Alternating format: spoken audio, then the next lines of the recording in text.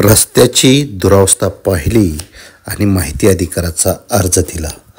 या रस्त्याचं डांबरीकरण आणि त्याचं एस्टिमेट किती आहे आणि कोणत्या साली झालं. दुसऱ्याच दिवशी सदर कॉन्ट्रॅक्टदारचा फोन आला. साहेब, माझं याच्यात काय नाही हो.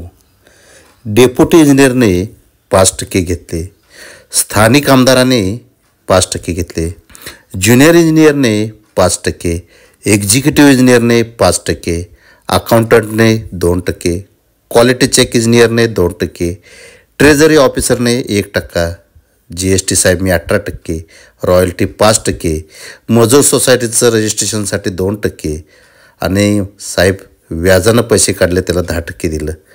उरलेल्या 20% साहेब रोड बनवला. अगोदरच भांडवल सगळ्यांचा हिस्सा. आता मला सांगा, रोडची क्वालिटी तरी कशी मेंटेन करणार.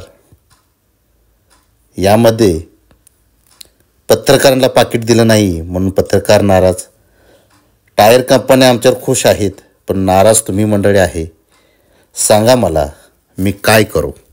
मित्रांनो, अशा प्रकारची माहिती कॉन्ट्रॅक्टरनं दिली.